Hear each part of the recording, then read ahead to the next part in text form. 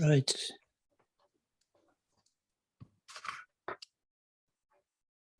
Wait for a minute.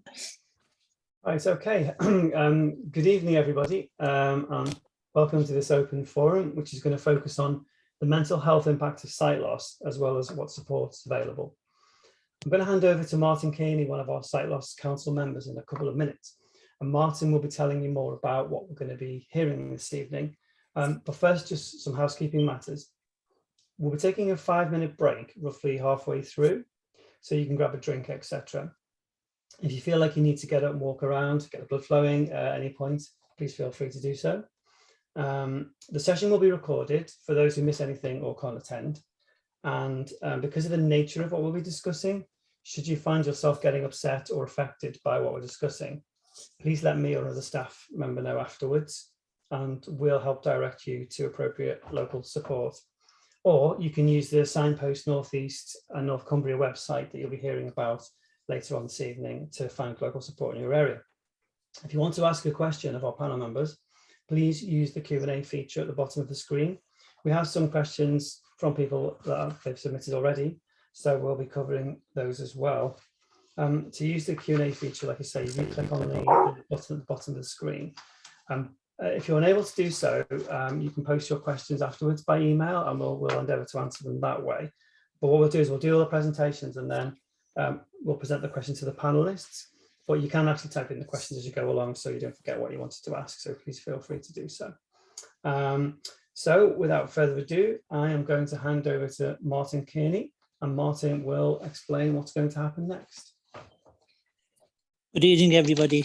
My name is Martin Kearney. I'm a volunteer for Thomas Poppleton's North East Sight Loss Council, and I'm a rehab officer with Newcastle City Council.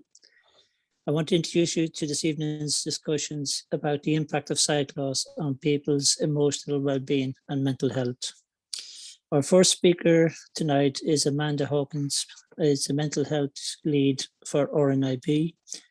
Then we'll be introducing Claire Campbell, a local counsellor for visually impaired people, who is herself registered blind. Claire will be exploring the emotional impact of sight loss and the appropriate delivery of counselling for visually impaired people. Next, we'll hear from Iain, Marley and Mike Brierley from the NHS, talking about the transformation of mental health services across the region. And finally, we'll be hearing from Holly Fillingham, who looks after the Signpost Northeast North Cumbria website that contains lots of information on wellbeing services across the region. So firstly, over to Amanda. Is Amanda there? Actually, Amanda's not able to join us yet, so what Yeah, we're no, going to do... I'm here. Oh, you're here, fantastic. Right on time. Hello. Need a link, yeah. Right, Yeah, so carry on. Yeah, apologies everyone. It's been a little chaotic. Unfortunately, I lost my father just before Christmas to COVID. So yeah, today was his cremation. So I'm coming a little bit impaired, but I hope I'm able to talk eloquently around the subject matter that means so much to me. So okay, so I'm talking about the mental health impact of people with sight loss. I've been working at RNIB for the last 14 years now this year. And we didn't have a counselling service that long before, but we started to realise increasingly how much people were impacted by the impact of sight loss. And it was more, it was equal in terms of physical sort of impact as it was mental health impact. And yet we focus as a sector on the physical impact. So, but unless we really deal with the you know, the mental health impact, we can't engage in the physical impact. So it's really important that we really prioritise this and make sure that we give enough time and space for people to deal with the mental impact of sight loss. And just reminding people, it's the third most feared diagnosis. So above sight loss is dementia, and above that is cancer. So these are really massive mental health impacts.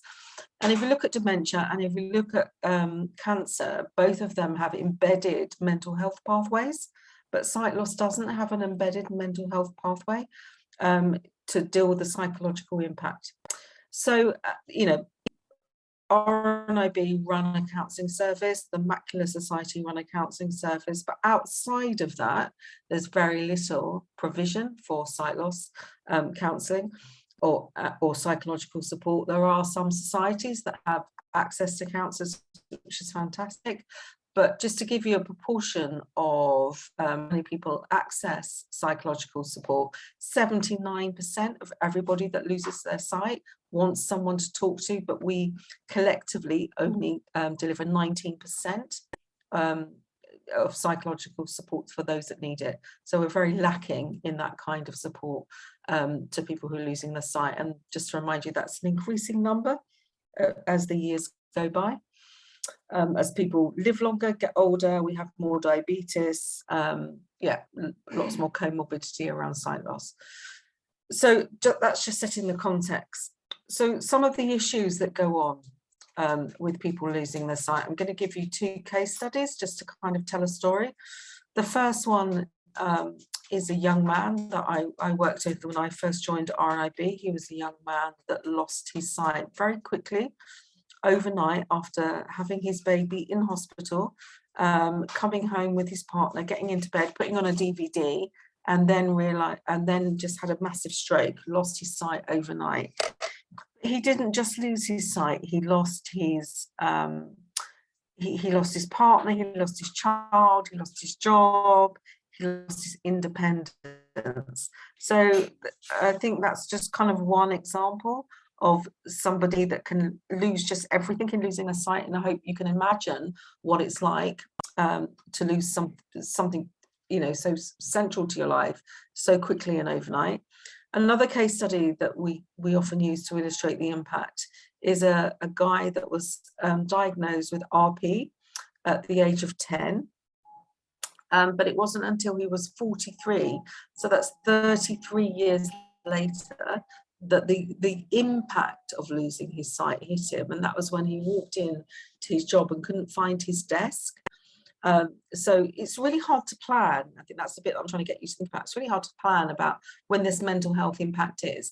We can't say like cancer patients or perhaps like dementia patients when the impact's going to be. It's more about when the impact of the sight loss comes, and that's very varied with the sight loss, the wide range of sight loss issues that come around. So with RP, 33 years later, the impact came. That's a massive jump from being in a sight loss pathway to then finding yourself in a mental health pathway and thinking what support you might need. But what we do know in both of those cases is talking to someone who understands sight loss is really, really important. We do know from our extensive, we work at RNIB with over, I think it was 1,400 clients last year, and it grows about 11% every year.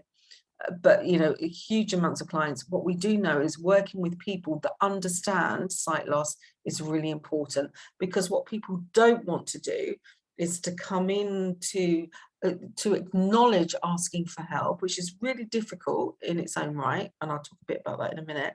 But asking for help and then realizing that you're having to upskill the helper that you're asking help for in sight loss. And I think one of the things that I want to leave people with today is thinking about how many people know about sight loss. It's not until you either work in this with this group of people, or you are personally affected and have somebody that that you really get the impact of sight loss. So it's really important that the subject area knowledge is there and embedded in any help that we give. I said I was going to come back to something, and this might be my grief brain. What did I say I was going to come back to, Iain? Can you remember? I said I'd come back to that in a minute. Oh gosh, I'm trying to remember now. I think it was about the support that's available, has been available, and the way that services are not always aware of people's how to support someone with sight loss. Yeah, I mean, it's really interesting. Yeah, I mean, I've touched briefly on that. I'm not sure that was the point, but that's it. That is an important point. So we've had so many stories about people going into, generic counselling services and asking for help and just not getting their needs met, whether or not that's been about the fact that it's not been accessible in terms of, literature, rooms not being accessible for guide dogs, lighting not being accessible, understanding the sight loss condition that they have. All of that is so important. So important. So I guess what I'm saying is there's a massive impact around on mental health around sight loss that I think is really unrecognised. I've just remembered what it was I was going to come back to. Okay, so the important thing is we don't have a narrative around the mental health impact. We have a narrative around the physical impact. So we kind of talk about the need to have a cane, maybe the need to have a guide dog, but we don't talk about, especially at diagnosis, that the fact that having a mental health impact is totally normal, and we're really working or wanting to work, and we've got big buy-in from the Royal College of Ophthalmologists about this, about normalising this at the point of diagnosis. So Eamon and I were both at a summit recently that RNIB hosted, talking to the Royal College of Ophthalmologists about saying, at diagnosis, whatever your condition, there will be an emotional health impact. And when that happens, these are your options. If we can do that early on in that pathway, it makes that mental health impact really normal as opposed to abnormal. What we find in the service that we run is that lots of people come in saying, I thought I was the only one.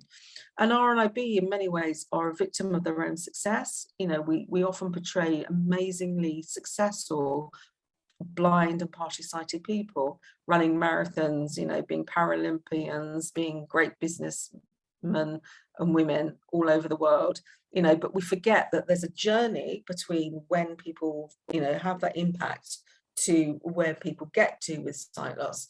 So, we need to normalise the mental health impact to enable the successful outcome. And that needs to happen all the way down all the way down the pathway, and that's really important. So it's about working with mental health services as they exist, and Eamon and I are really excited about working with IAP trainers and providers, upskilling people that do support mental health. We need to be making sure there are specialist services available for those that need it. We need to be normalising the emotional impact as well as the physical impact, and recognizing, and unless we deal with the emotional impact, then people don't necessarily take up the physical adaptations that are needed. And we need to ensure that this community gets the support that they need. And I think I'll stop there, if that's okay, Eamon. Thanks, Amanda. Claire, are you still on the call? Nadia, is Claire still there, or has she dropped off? She's on mute at the moment, Eamon. She's there, just 1 second. I can't see her on my screen. Claire, if you're there, unmute yourself. Let's just check. I'll just check on my participant list. Amanda, can I just say, I think you obviously spoke sort of very passionately about your experiences then of working with people that at no matter what stage in their life decide that they need some mental health support. So it was very passionate. Yeah, I think it's years of working with people that you think you should never be in that situation. We should have supported you earlier. If people had only said a few words, the outcome would have been very different. So I think we can avoid people getting into mental health difficulties by the narrative that we give as they move along this pathway.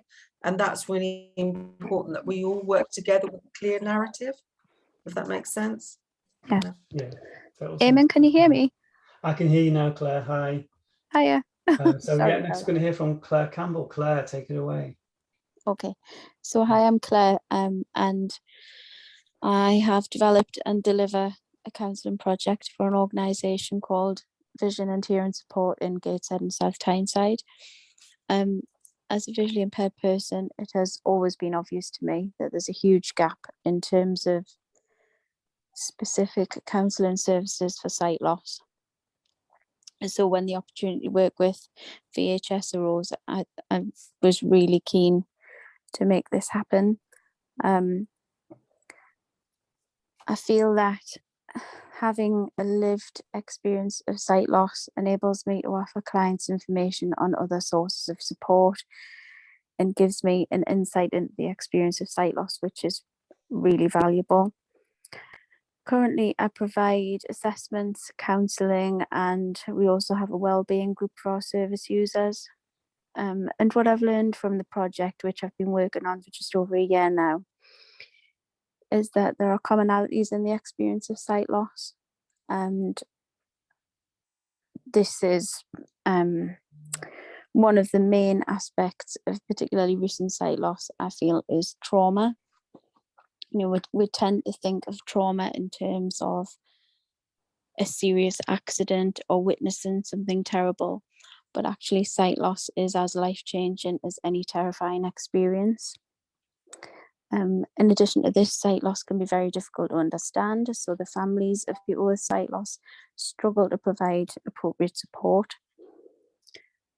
And I think that the emotional impact of sight loss varies depending upon how recently the sight loss occurred. So for clients who experience recent sight loss, the primary emotion tends to be denial and a loss of identity. So clients will say things like, I don't feel like me anymore. I can't do the things that I used to do. I just feel useless.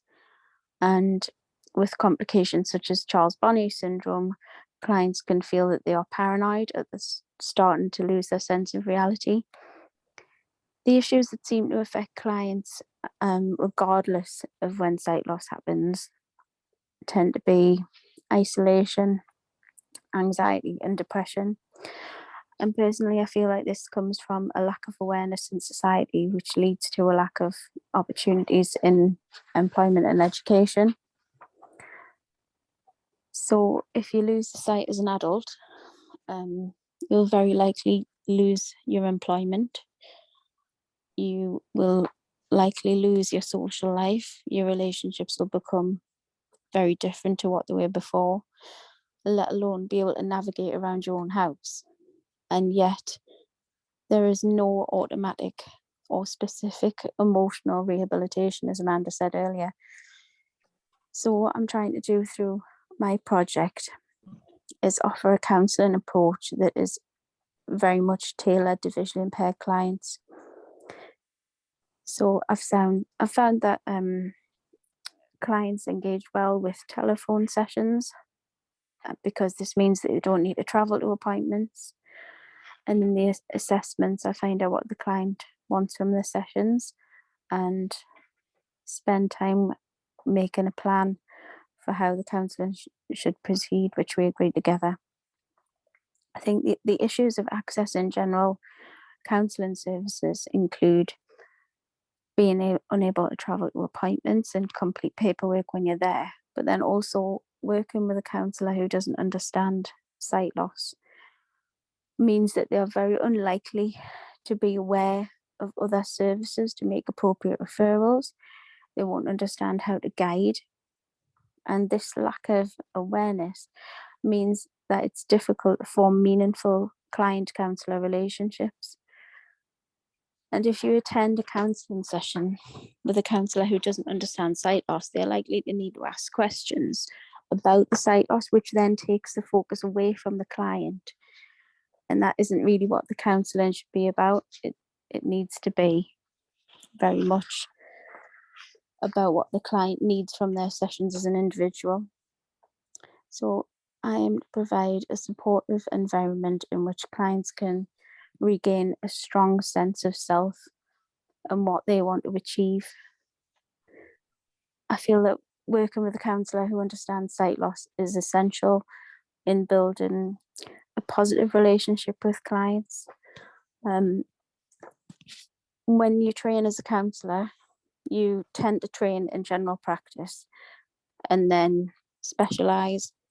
So as Amanda pointed out, we have specialist counselling services available for cancer patients, for veterans, for addictions, but we don't have specialist services not widely available anyway for visually impaired clients. So before the pandemic, I used to deliver regular sessions in our local college for counselling students on working with visually impaired clients, and those sessions would include a general awareness of sight loss and then how to adapt counselling practice to ensure that clients have a positive experience when accessing counselling. And I hope to be able to continue and expand this work that I've started in conjunction with vision and hearing support, so that clients can access this support, which is very much needed. Right, thanks, Claire. That's really good to get your local insights into, because you're actually on the coalface delivering this support at the moment. So thank you very much for sharing with us your experiences of that and your insights as well. So now it's over to Iain. Are you going to go first? And you're going to share your screen? No, Mike, are you going to go first? Yeah, it's me, and yeah, Iain's my partner in crime tonight, but I'll take the hot seat. Okay, go ahead. So if you'd like to share your screen. I will do, yeah. I mean, I'm not sure that my presentation is quite a general presentation, and it's not as compelling or inspirational as Claire or Amanda's in terms of, you know, that passion. Obviously, we're passionate about what we do, but, you know, it's the inspiration from what I'm going to present is very generic across our region, really. So great to get what's going on there. So thanks. Yeah, absolutely. So hopefully, everybody can see. So what I'll do is I'll do my very best to describe each of the slides and cover the main points on them. I'll try and avoid a lot of acronyms as much as I can. The biggest one, which I'll explain it now so I can use it throughout, because it does appear throughout, is ICS, and that's Integrated Care System. Some of you may know more than others about that, but hopefully the slides will kind of describe what that is and what that will become. So every time I use ICS, it means Integrated Care System. All other acronyms I will kind of describe in full. So as I say, my name's Mike Brierley. I'm currently a director within one of the clinical commissioning groups. Well, I cover two clinical commissioning groups, one in County Durham and the other in Tees Valley. And we work in a partnership across that patch with Tees Esquire Valley Trust. And I'm responsible for mental health and commissioning for mental health and learning disabilities and autism. As I say, I've got Iain Marley with me tonight, who's one of my team, who works very closely across this patch. What I'm going to be talking about is the Integrated Care System, so ICS, programme of work that has evolved over a number of years, which has been a precursor to the change in a national policy that will be coming through later on in the year. But we have done a lot of work over a 4-year period to try and start and get a real head start on that kind of at-scale regional working. The footprint of the ICS is northeast and Cumbria. So that in terms of those integrated care systems nationally is quite a large patch. Well, not quite, it is a very large patch. So up to North Cumbria, down to a kind of Darlington, Tees Valley, South Tees, across to Easington, Sunderland, South Tyneside, Newcastle Gateshead, and then County Durham. So it's a very large footprint. In terms of, has that slide moved on? Just to double check. Yes. So in terms of structure, we've got some elements. So this slide has got a number of pictures of key individuals, senior individuals that have formed a core program team over the years to kind of keep us on track and put some rigor around this to make it real. So there's it's some formality around it in terms of this core program team, headed up originally by John Lawler, who was the chief executive for Cumbria North Tyne and Wear Trust, one of the mental health trusts in the region. John's now retired, bless him. And there's another name on there, James Duncan, who was his deputy, basically, who is now the chief executive for Cumbria North Tyne and Wear CMTW.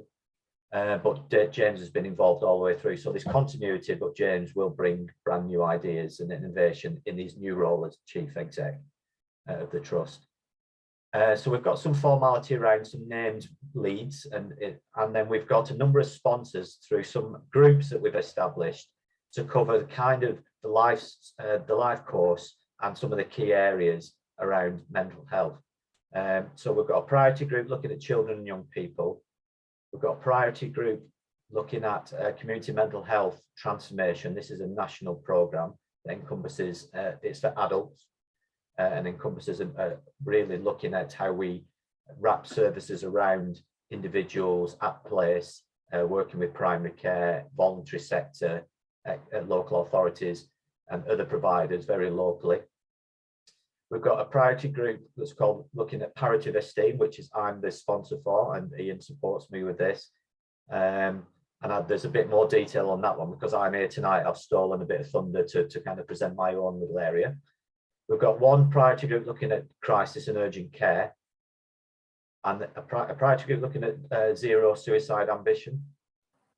And then we've got a number of enabling areas around looking at workforce, because we all know we've got a significant workforce issue nationally and absolutely regionally. You know, the requirements in the long-term plan require everybody to need the similar or same type of workforce, so we're all kind of fishing in the same pond for resources. But it's really looking at the right skill mix and looking at where we can do things at scale, at where it works and where it makes sense to do things at scale, and then obviously at more of a local presence. So it's really looking at getting the best of our resources. Obviously, to support a lot of our work, we need to look at evidence and evaluation. So we need to have the evidence behind what we do, but we also need to look at how it evaluates and then to take it forward to spread and share. Data and digital is at the heart of pretty much everything that we do. And then pretty much looking at health population management and health inequalities, which is, again, will support all the work streams. So that's kind of just a general structure. As I say, it's been ongoing for 4 years, and initially it was set up to look at sharing and spreading the work that's done in each of the individual patches, but it's grown to be much more that in terms of actually delivering some initiatives, and actually the financial flow through the integrated care system is working quite well. So in terms of its strategic objectives, very quickly, so it's really a regional oversight and monitoring of our delivery against the mental health NHS long-term plan. So within the wide long-term plan, there's a mental health section, and within that, there are a number of kind of key areas for delivery around crisis, around eating disorders, etc. And it's really looking at that regional oversight of how we're delivering against that.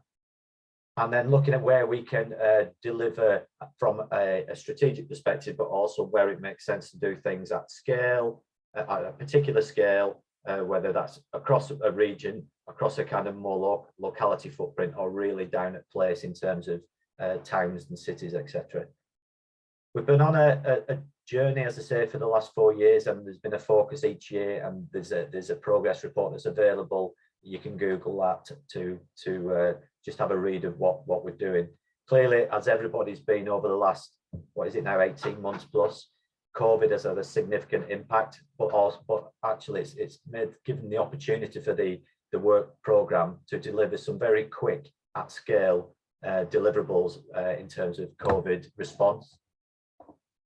Some of those deliverables are, this is screen really, it's just showing some of the deliverables. So there's a wellbeing and mental health kind of guide to looking after yourself and others, which was delivered to a majority, if not all, of the communities and households across the northeast and North Cumbria.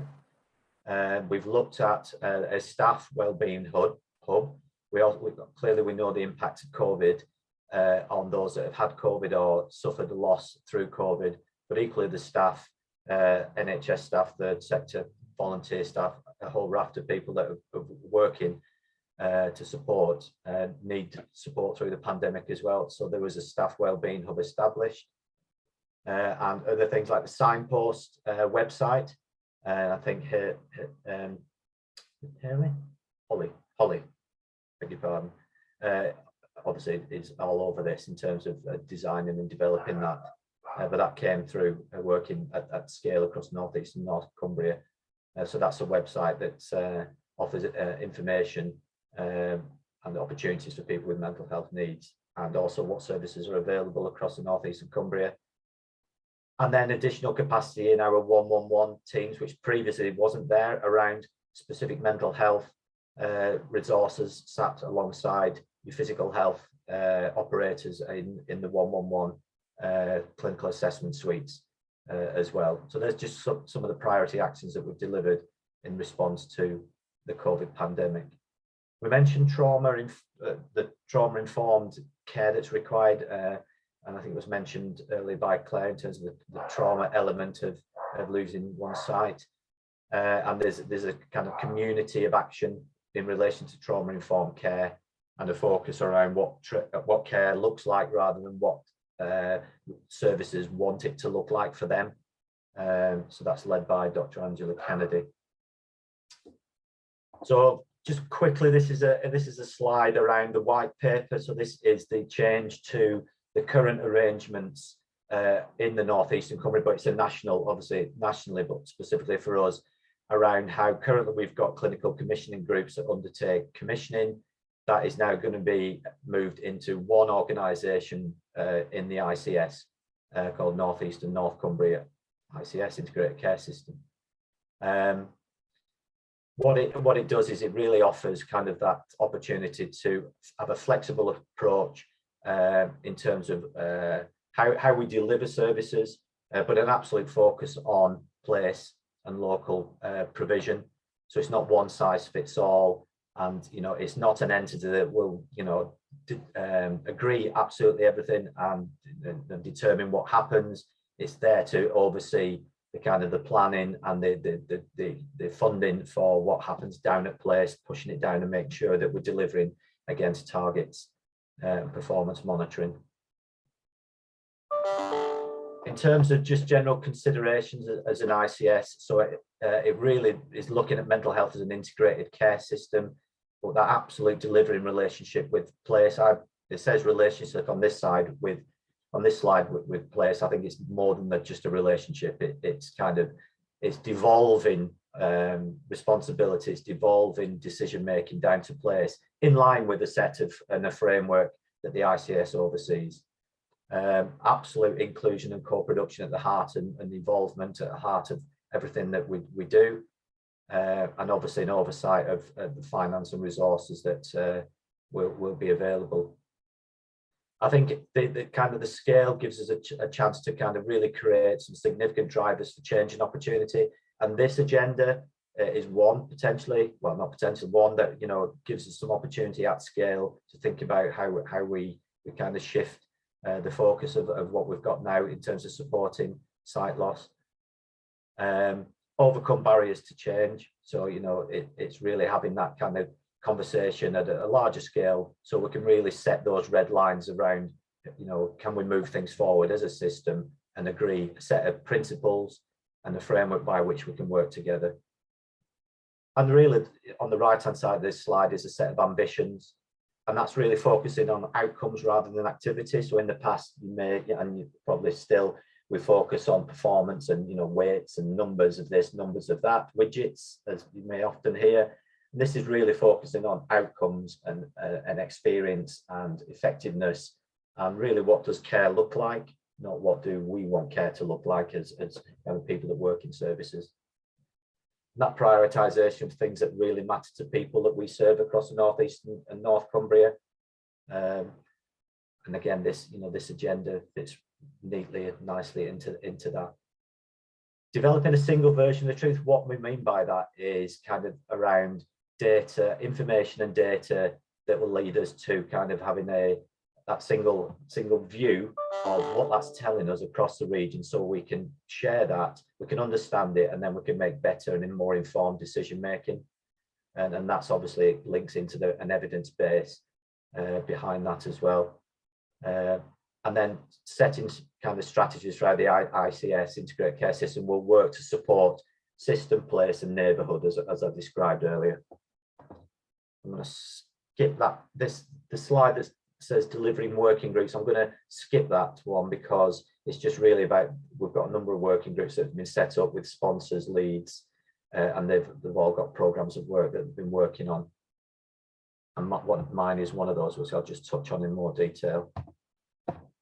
This next slide is a pictorial view, really, of how the kind of current program approach looks in terms of kind of some of the governance that's in place around a steering group as a kind of pseudo board with very senior representation, and then an engine room below that around an operational group that takes all the kind of work and monitors delivery below it. And then there's all the priority groups that sit below that in terms of children and young people, so best start in life, looking at integrated models of care, physical mental health, so that's the parity of esteem, crisis, zero suicide, etc., that I mentioned earlier. And then really setting at the bottom of the slide is talking about co-production, so we need to think about who's involved. So that's working from primary care networks, which are groups of GP practices at place, looking at integrated care partnerships across that are already exist across the different areas within the integrated care system. Provider collaboratives are groups of providers that work very closely together to deliver services. And then looking at advisory groups, particularly around health inequalities. There's more in that co-production boxes that's there. And you know they will be involved, and other groups will be involved as we go along. So just to finish off, a bit of indulgence from mine and Iain's perspective. So the priority 3 parity of esteem group, its general focus is looking at, or the key action areas have been looking at health checks for people with mental health, significant mental health issues, and that primary care interface. So there is some requirements to undertake health checks for people with a severe mental and enduring mental illness. And to be honest, that uptake and that's, you know, the undertaking of them is pretty poor in terms of, if you're looking at the numbers, which is a significant concern. There's a national target of 60%, which for me begs belief, really, in terms of that 6 out of 10. So if there are 10 people in a queue waiting outside, just very, very plainly, you would only be looking at a target of 6, and then 4 people would go. That's just, it's not right. Anyway, so it's a bugbear of mine, and but we don't achieve that 60% target for various reasons across the region. Obviously, looking at post-COVID, learning from that, what's been good through COVID and what we need to look at in terms of that enduring, longer-term impact from a mental health perspective that we expect as we get increased mental health presentation, more acuity, and new presentation for people that may not have been previously under mental health services. Certainly linking in with what's called the MEC, making every contact count. So that's really, from a mental health perspective, you know, looking at where people access, or people are accessed by services, that it's not just a focus on physical health, that we talk about where you say, how are you feeling today? You know, have you taken your tablets? How's your leg? How's your head, or whatever? It's also, how's your mental health? We don't often have that conversation. You know, have you had any, you know, thoughts around your mental health? Are you're struggling from a mental health perspective? So that's really encouraging that every contact has a mental health conversation as well as a physical health conversation. And then looking at reducing variations, that's learning from any of the best practice across the region, but also nationally, and work from worldwide as well. And then we've wrote, and one of the aspects is looking at the mental health and cancer care passport to health and well-being. One of the areas that we thought, because parity of esteem, it's kind of, what does it actually mean? And it can mean many things to many people. So we thought we'd try and think of it as a set of principles by which every time we look at a service or develop a service, that we can think about, you know, a framework or a set of principles that service has to kind of engage with and think about. Now, this diagram it's got like a football in the middle with a number of areas on it. Right at the center it's parity of esteem, and then revolving around that center, we've got thinking about access to services, Obviously, there's a funding element in terms of making sure that we have appropriate funding allocated to developing mental health services and receive adequate resources on par with physical health. Clearly, we need to look at workforce training going forward, skill mix, etc. Adopting a set of principles, and then looking at prevention and early intervention. So, you know, in terms of those principles, we want to look at the physical health, and we think patients should receive appropriate evidence-based care for mental health conditions as they do for physical health conditions. Getting that early triage right and getting that access to the right person to help them at the right time. And notice I didn't say the right clinician, because it might not necessarily be a clinician that they need access to or support from at the right time. So it's the right person at the right time. That holistic care, so no patient should experience a broken pathway, i.e. we can't do anything because they don't meet our criteria as a service. Now remember, these are a set of principles. Currently, we have those criteria that if you don't meet this, particularly around drug, alcohol services, that you know you can't have mental health support unless you come off drugs or you get sober, for example. And then also people are supposed to access jobs and have a quality of life and sense of purpose. No health without mental health. We've heard that strapline from a number of strategies and national policies. But that thought around rapid deterioration is responded to rapidly.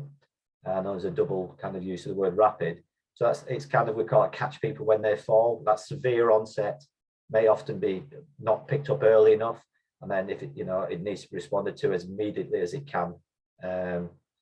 And in order to do that, we need to share information across healthcare points of access. And then certainly big focus on aftercare, follow-up care, aftercare support, support and recovery. It's not just your intervention and then it goes away. We know that, you know, we all have mental health and that can be good, not so good. So we need, you know, if we've had some sort of support or intervention, it's not necessarily just going to always, it's not going to go away forever. So we need to make sure we have that follow-up and aftercare. And then the last slide for me, I'll shut up, is just 3 areas in terms of what we think true parity looks like in the North East and North Cumbria ICS. So parity of resource, that is, we should ensure that mental health services receive adequate resources to meet the needs of the population and that they provide safe, effective and humane care. Parity of access, so it should ensure patients with mental health problems are able to access effective, safe and in a timely manner and as close to home for themselves and family or their families to kind of visit them and support them as much as we do with physical health. And then parity of outcomes should ensure that patients accessing mental health services have relatively good stroke comparable outcomes compared to those using physical health services and that they are able to recover and have a better quality of life. So in terms of that parity 3 group, I think Iain and Amanda visited or came onto the group just before Christmas. I think it was Iain, wasn't it? Yeah. And gave us a presentation which really stimulated a lot of thinking and discussion and debate within the group for us to think about including this agenda you know, into our kind of focus for our kind of setting our priorities within the group. So we're currently on with doing that this month in terms of setting up our priorities, and it really did stimulate a lot of thinking and a lot of you know, good energy within the group to kind of use this as an area that we need to do more with on a regional basis. And I'll shut up there. Thanks, Mike. That was a lot to take in, and we'll present. Well, if you send us the slides, we'll pardon me, my voice is going.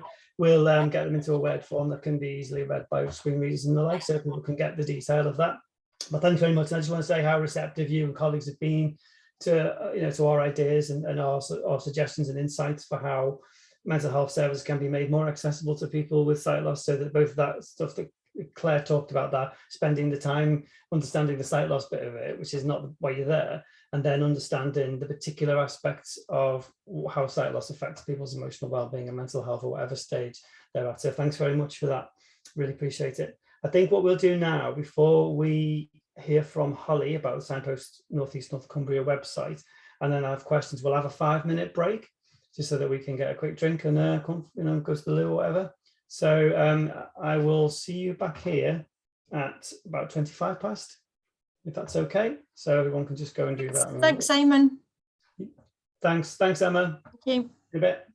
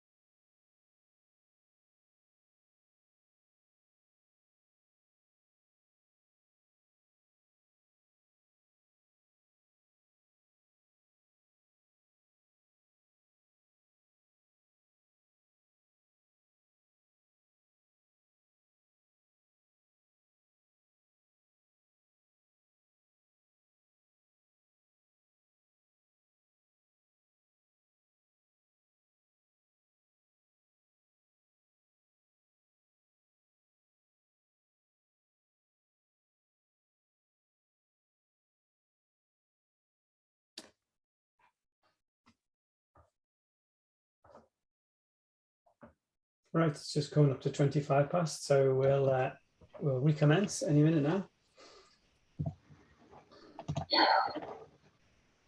And over to you, Holly. You preempted me. Well done. You're on the board. Perfect. Well, I'd like to hand over to Holly Fillingham, who's going to talk to us about the Signpost North East North Cumbria website. right. Hello, everyone. Thank you for having me. I am the project coordinator on Signpost North East and North Cumbria. As Mike has previously just said, I work within the ICS as well. So this is an ICS project, and we work really closely with Media Savvy, which is a charity based in Sunderland, getting people that have experienced mental health problems previously back into the world of work with all technology and tech and everything like that. So we work really closely with them. So we co-produced the website with them. I was hoping to do a demonstration, but my Wi-Fi hasn't been overly reliable today. So I've got some screenshots, but please feel free to go and have a look whilst I'm speaking and see how usable you find it. I'd love to hear any feedback anybody has. So this is the look of Signpost. We've recently had a bit of a redevelopment and added the blue. So any feedback, particularly about the colour scheme, that would be great. It's essentially a community wellbeing and mental health hub. So we've basically collected all the services and clubs and things like this to do with wellbeing and mental health. We really wanted to include wellbeing alongside mental health because, you know, poor wellbeing obviously leads to poor mental health. So we really wanted to sort of address that in this website. So it's open to everybody across the North East and North Cumbria, and you can search by a variety of different ways. So this is the homepage on the left. And then if you click on the search by location, you should have these little drop down tabs. So these little buttons, so by location, so you've got dedicated location pages, which give you a little bit of a snapshot into the sort of services you've got in that area. We have got some NHS services, and we've integrated some like charity services and things like this all in there, sports clubs and things like that. So that's like the locality ones. And then as well, if we look at the browse the help pages, so these are obviously help specific. So things like aging well and addiction. So it'll give you some advice, and we've integrated like videos and things like that into these pages. So yeah, financial advice, housing, again, sort of reiterating that wellbeing aspects to mental health. Right, and then also if you click on the homepage where it says click here, it should take you to this lovely map where we've basically been collecting a database of all the services across the North East and North Cumbria. And then once you click on one of the little markers, it'll take you to one of our item pages. So this is an example that I've pulled out. And essentially it gives you a little description about what the service does, what they do, who they help, their address, the contact details and things like that. And sometimes if they've got opening hours, they'll be on there as well. And obviously where they are on the map, so you can get there. As well, we've got the community specific support. So this, I think in the development quite early on, it was quite obvious that people actually wanted dedicated support for different groups. So like women's health, men's health, veterans and things like that. So this incorporates quite a lot of like national support and advice and things like that, which we didn't want to sort of neglect completely, advice and things like that is just nationally available rather than just North East North Cumbria. So we've really tried to integrate that as well. And as you can see, there's a sight loss support tab there as well. So yeah, absolutely loads of different pages going on. And as well, we've got our accessibility tools. So on the left-hand side, the little stick figure, if you click on some of those, they've got the different sort of shades, like colour schemes and things, and the contrasts, underlining links and things like that. And we worked quite closely with Eamon's sight loss support colleagues as well to try and ensure that they're actually reading of the website on screen readers actually worked really well as well. So this is a sight loss support page. As you can see, it's quite clearly like bullet pointed, but any feedback on this would be really appreciated.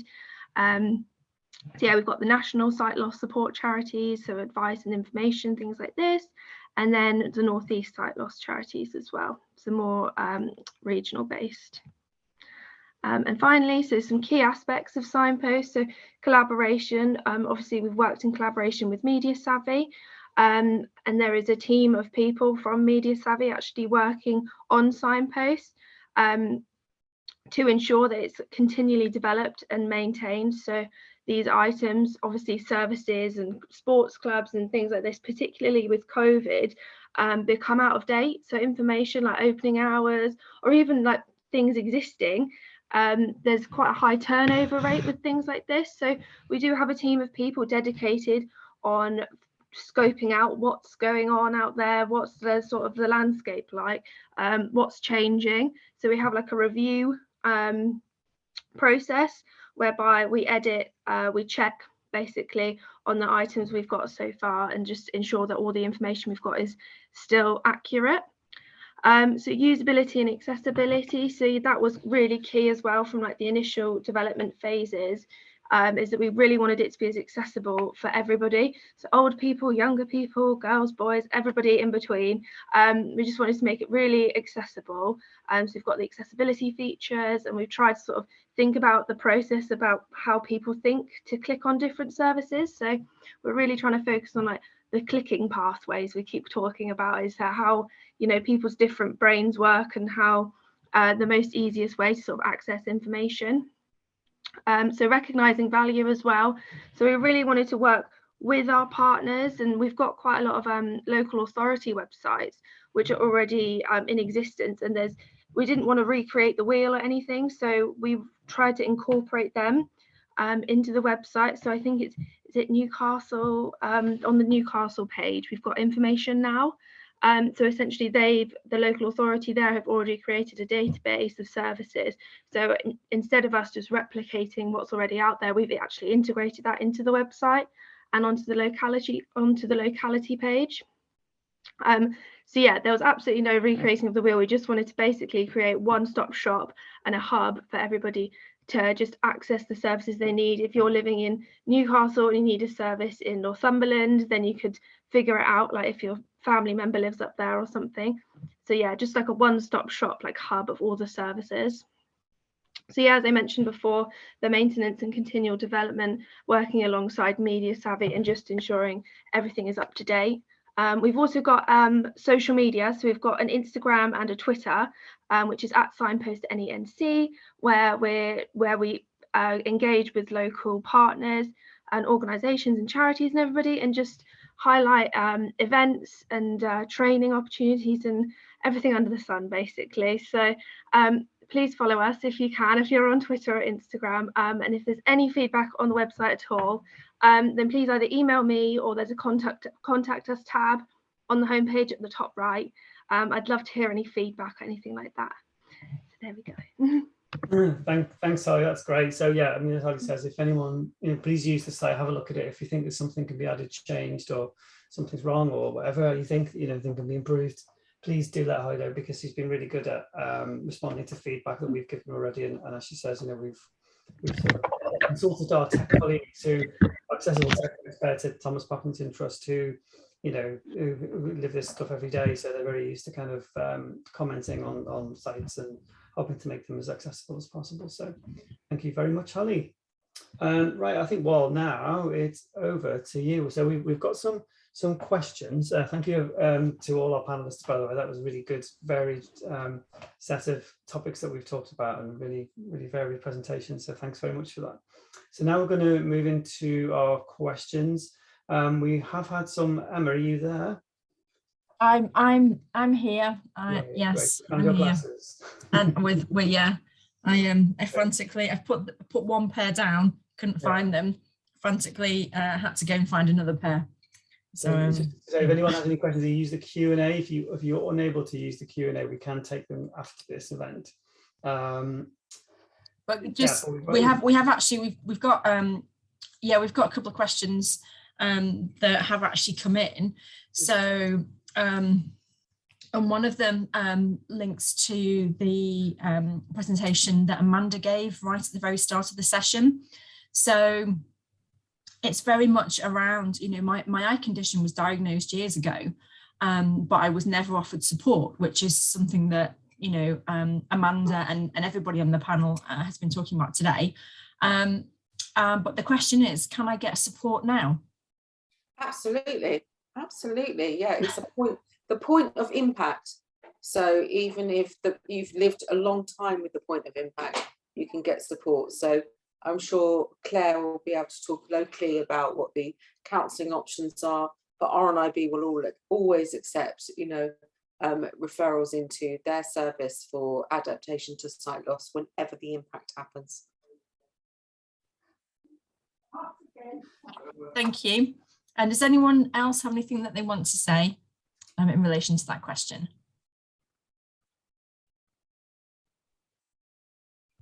No. Okay. I'll move on to the next question. And thank you, Amanda, for picking that one up. So the next one is there any support available through the eye hospital? So this question, person's not really sort of expanded upon it. So I may kind of have to sort of make a judgment call here as to whether it's, you know, when a person receives a diagnosis at the eye hospital, potentially what support might be available to them. So Mike's raised his hand. I don't know a definitive answer, but I can give some sort of answer that hopefully might help. So each of the hospitals has, or lots of the hospitals have, psychology support within the hospital, and they do support people on either from a long-term conditions perspective, or, as we've said, through, you know, from hearing they've got a cancer diagnosis, etc. Not every hospital necessarily has them embedded within the hospital. Particularly through COVID, CHUV and CNTW did provide psychology support into the hospitals, but there is psychology support available. It's whether explicitly it's signposted to or brought in at the point of in terms of the pathway or the diagnosis or the impact. So it's probably something I could just check with, particularly, you know, the eye hospital in terms of the pathway there. And Mike, can I just, because I know Amanda and Martin have eagerly put their hands up as well, but just before I move over to Amanda and Martin, can I just ask, how would somebody actually be referred to that type of support? Is it through a consultant? Could it be through their GP? That's the thing I'd have to find out. But you would expect that either the point of, you know, either the consultant or the GP would do that referral. So I'd have to check the pathway in terms of, you know, the finer details on that. Okay, so I think with regards to pathways, we might have a couple of people who might be able to shine some light on that. So I'll go to Amanda first, because she did have her hand up. Sorry, Martin. I'll go to Amanda first. Okay, so I just wanted to point out we have an ECLO in most, so that's an eye care liaison officer in most eye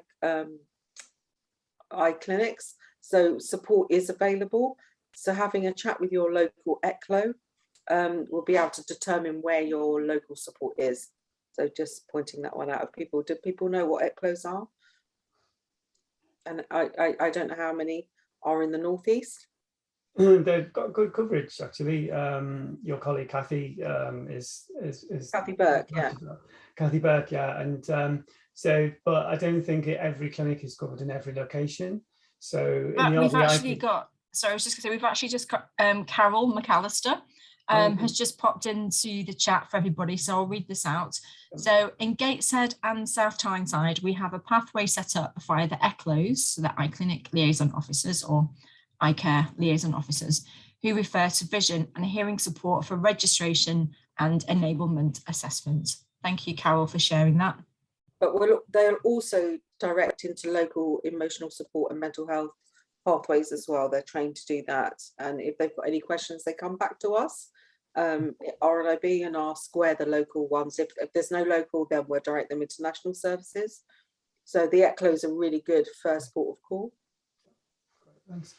Martin. Thank you. And Martin, yes, you had your hand up as well. I was just going to say about the ECLOs, but again, if there's any rehab workers, they do counselling with a small c, because we do talk to people about their sight loss and how they're coping. For some people, we will go via the GP and get them some CPN backup as well, because depending on what stage the mental health is at, some people may need immediate intervention on that score. Martin, for some people who are on the session today who might not know what CPN is, could you just explain a CPN? Sorry, very briefly, or maybe Mike might want to, or Iain might want to sort of step in with that, but it's obviously just an abbreviation that some people might not be familiar with. Right. Just trying to think what the proper. So you said community psychiatric. I can say it. Community psychiatric nurse. Yes, thank you. So it's a mental health professional that's usually aligned across mental health teams and primary care, either GP practices, specifically as a specialist for in those mental health teams. So community psychiatric nurse. Thank you. Thanks, Martin. Is there anything else you wanted to add? Yeah, in Newcastle, we do have a mental health team that would accept referrals as well from us if we felt that their intervention was required. Okay, that's great. So we've actually got in the chat a question that's come through. So two-pronged question. What level of counselling is there in Northumberland for people with sight loss? So does anyone want to, Mike, I think you've clicked your mute button.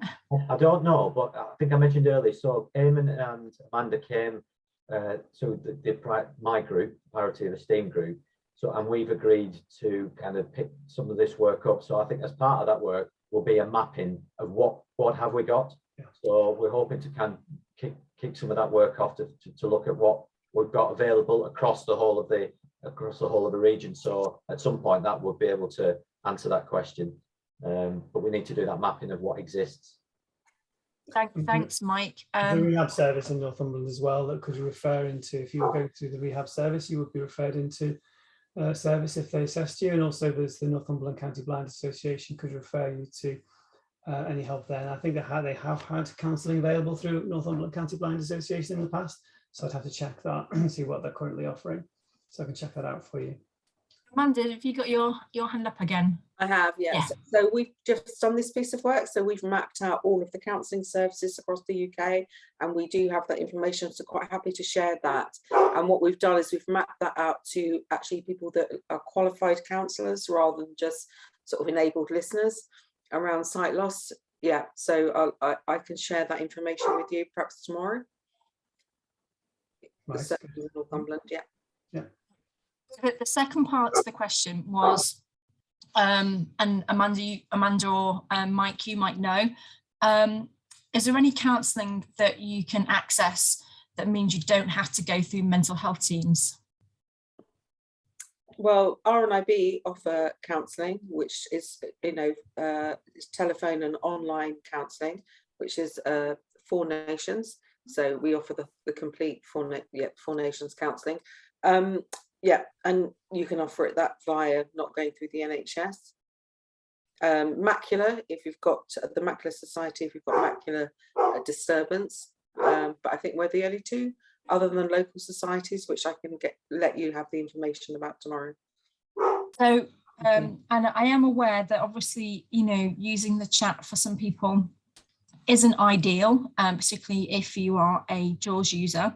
I have just popped in the chat the link to the RNIB webpage, and I will also look to add in some more information as well.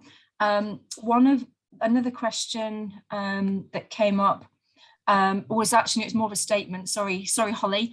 Holly said that if there are any services or resources that are potentially missing from Signpost, then if people could let Holly know, then obviously sort of please do so that she can make sure that she's got the most up-to-date records. And then Caroline has stepped in.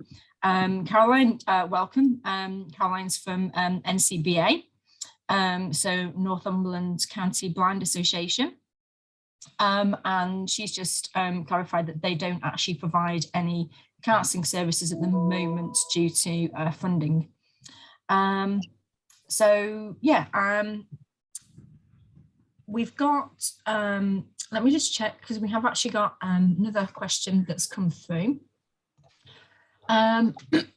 So this one is more around kind of understanding. So it's very much how can you be sure that the person you're talking to, say the counsellor, for example, has an understanding of vision impairment and how it might impact you emotionally. So does anyone want to pick that one up?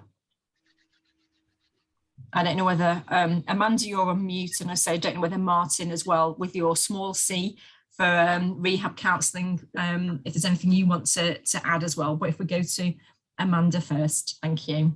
So one of the things that we do at RNIB is offer the Counselling for Sight Loss training, which is a 2-day training for generic counsellors to be able to work with sight loss specific issues.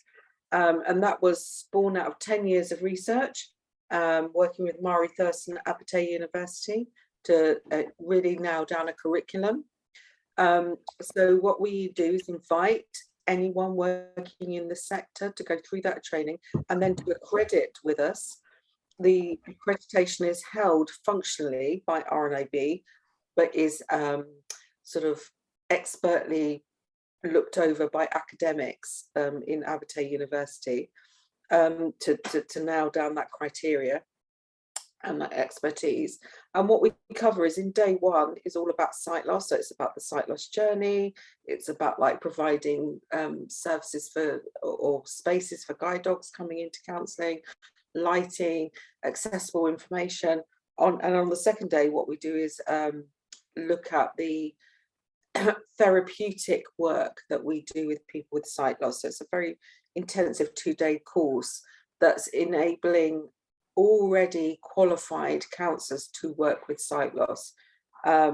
So that's how, and then at the end of that 2 days, you can then accredit with us as the mental health committee that sits under the visual impairment sort of coalition, and you get a sight loss stamp. And that's how you enable people to know that their counsellor knows anything about sight loss. So we're trying to set up this kind of quality assurance system. So when people go on to websites or are looking for a counsellor, whether or not it's in a local society or it's privately, we're trying to develop this kind of sight loss stamp that says this is somebody that understands where I'm coming from.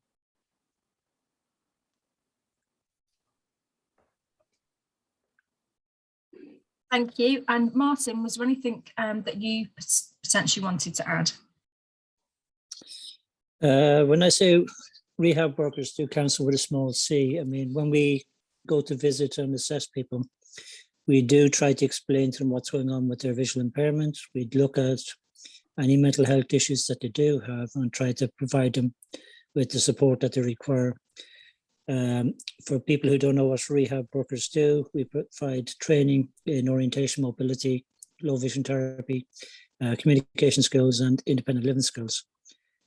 We also look at people's environments and lighting. But at the end of the day, the individual themselves, sometimes you just need time to talk to somebody around what's happening with their visual impairment, and we will give them the time to actually have those type of conversations.